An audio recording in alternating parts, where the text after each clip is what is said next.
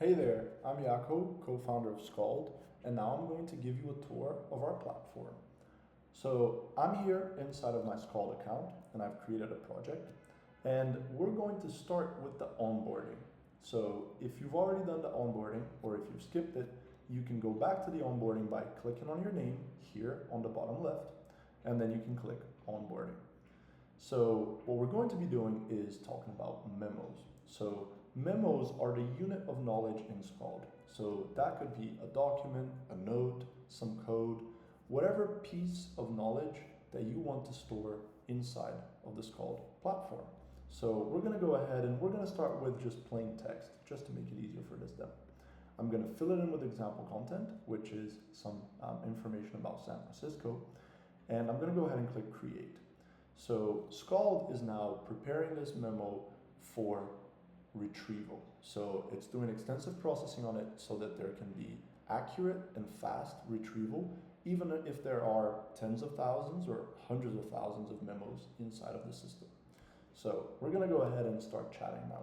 So our memo has been processed, so that means we can ask questions. So what's the name of the SF fog, for example? And we should get an answer back. There we go. That says San Francisco's famous fog is personified and nicknamed Carl the Fog. So not only do we get an answer back quickly, we also get a reference to where this answer came from. And this becomes more clear once we're inside of our dashboard. So let's go there and let's go a little bit deeper with Skald.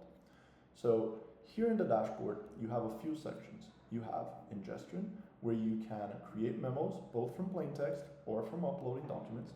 And then you also have the retrieval sections, which are chat and search.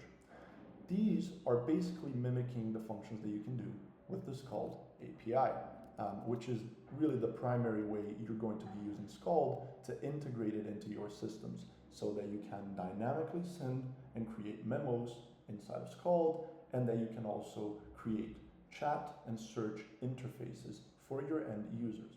So let's quickly go over here to chat, and we can see that there's this configure tab here on the top right. And this configure button actually opens this little drawer where I can configure all sorts of configuration options for my retrieval. So I can toggle query rewrite, and I can say I want or I don't want references, or I want or I do not want re-ranking. And these are basically mimicking what you're going to get with the API. You can also select the model, and you can change the system prompt. So let's say reply in a funny way, right? So we're going to do that, and then we're going to ask again, what's the name of the SF fog, right? And now we've also disabled the references portion. So it's given me now a funny response. So I can configure all of this as I like.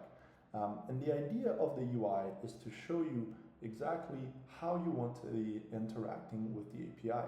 So let's go over here and click on the API getting started. Let's regenerate the key just for this demo. And now I have the examples here of how to create a memo using any one of our SDKs, as well as how to chat using our SDKs. For the purpose of this demo, let's use curl. So we're going to go ahead and hop on this terminal, and let's just very quickly change this because we don't have anything about Skald. What's the name of the SF fog, right? And now we're not using streaming responses here, so we get a straightforward at-once response. But we could just change this stream here to true, and we would get a streaming response back that we can integrate into a platform with streaming. Now, there's a lot more that you can do with Skald, but I'll let you explore that by yourself, or you can see me in another video.